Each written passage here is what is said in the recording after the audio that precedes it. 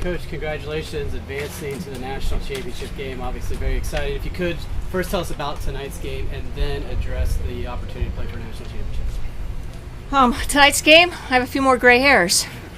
West Virginia Wesleyan came out in that bottom of the first and put the pressure on us and scored that one run, and I thought they were just very, very aggressive with how they came out, and made us throw a lot of pitches the first inning, and they fouled a lot, some off and just strung them together. And then I thought what was critical is when we came back right away in the top of the second and they answered back from that aspect. And then again in the third we were able to push another one across, and I thought maybe in the fifth we might we had an opportunity. We had two runners on and we didn't quite, and I was really kind of hoping like, okay, I hope that doesn't come back to bite us in the butt, but it didn't. And then in the seventh again, when you get here, every team is going to fight hard till the end.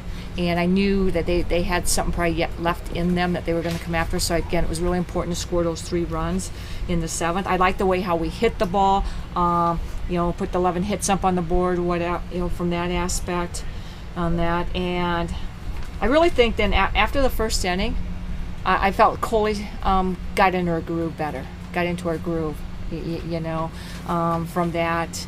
And but then again, we made it interesting in the seventh of letting base runners on, and then but our kids hung tough and Coley hung tough, and we got the job done. And then obviously the opportunity.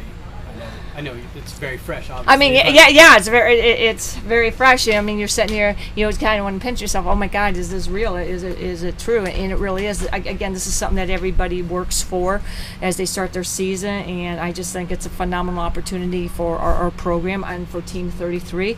They have worked really hard and they believed in this all year, and they have stuck together, and to accomplish this is just phenomenal. Coley, what about? Coach talked about the first inning, but you seem to get stronger throughout the whole game, not just in the second inning. What was it? Did you make any adjustments, or did you just settle in? Was there any cause-effect relationship to getting into your groove, as Coach said? Well, I think when we come out and score a run and get that run back for me, that gives me a lot of confidence, and I know that I need to do my job. Our hitters were doing their job, so I needed to step it up and do mine. So I think throughout games, I keep my same game plan, but I just continue to go at them, and as you throw more pitches, I think you find it and you find the spin, and you're able to get success that way. Jess, talk to me a little bit about the pressure you all are able to put on teams on the base paths, at bats, really good quality at bats. Tell me about the whole mindset of your offense. I just basically every at bat, every pitch I take separately. If I swing and miss, I don't think about it. I just think about what I can do and putting the pressure on them, regardless of if I put a bunt down or if I swing away. It doesn't really matter what I do. But I basically just take every pitch at a time and just focus on taking my hands to the ball, or simply taking advantage of a ball in the dirt or an overthrow. Anything, I just try to basically just take advantage of everything that I can. Kind of for all three of you, your perspective on the home run. I mean, their center fielder went back for it, made a pretty good leap at it. Did you think it was gone right away, or were you kind of holding your breath? Jess first. I thought it was gone right away off the bat. It sounded great, and I personally thought it was definitely over. First, I'll go back to that at bat. I thought that was a great at bat. I thought she fouled off, quite a few pitches to keep that at bat alive. And I just thought if Ashley could just keep fouling off, she was going to get a ball that she could drive. Eventually, she was going to get a ball she'd drive, and she did. And at first, I really thought it was over. And until I saw their center fielder, I mean, she leaped halfway up the fence. And my God, I was just like, holy gosh, And then stayed over at that, but From that, when left the bat, I really did think it was over. But their center fielder made a heck of an attempt.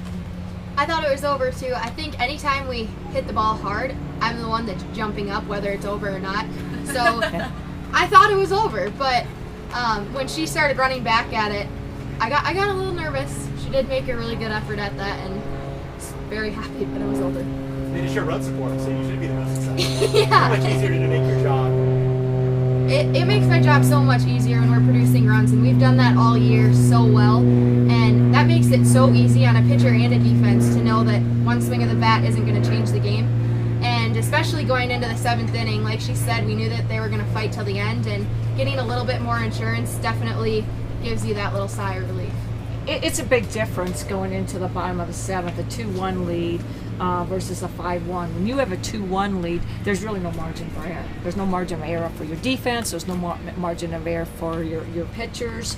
And so that really does change the game. Where again, when we went into it that 5-1, there's a little breathing room from that aspect. I felt that we could sustain it. We could get the 3 outs, and we could sustain any rally that they were going to put together. From that, and which we were able to do from that. But you go 2-1. Now it's a 2-2 game. Okay, and who knows what would have happened at that point, because the momentum just switches. We had that momentum, and then boom, it switches to them 2-2. But thank God we didn't have to go to that point. Coach, on such a warm day, how much of an advantage was it to have that bye and also to play in the evening? Oh, I think it was huge because we came out and we watched that 1:30 game, and I could not really believe how warm it was just sitting in the stands. And so I think that was definitely for us to be able to play later in the evening and not in that heat of the day of today. So there's no doubt that was an advantage, I felt. Chloe, every pitcher wants to work ahead of batters, and you seem like you were in a ton of 0-2 counts, but they came on foul balls or sometimes a strike and then a foul ball, and they had some good at-bats. How does that change your approach when they're putting the bat on the ball, but you still have an 0-2 count, or how does that affect you at all? Well, I think you just have to keep inching it out and see how far they're willing to swing at.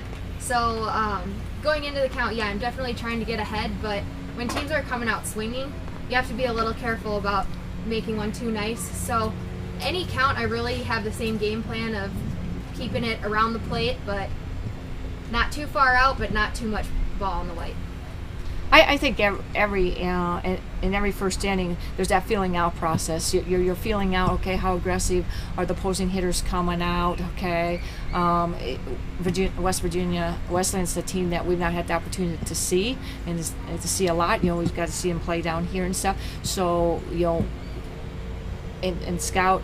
And so what adjustments do we have to make to the hitters? Then you also kind of got to wait and see what zone are you going to get. What zone are you going to get? So it's the first inning, I feel there's always that feeling out process that as a pitcher and as calling the pitchers, Coach Wolcott calling the pitches, that you got to work through that first inning to kind of see things. All right. Thanks, guys. Thank you. Thank you. Thank you. See you later.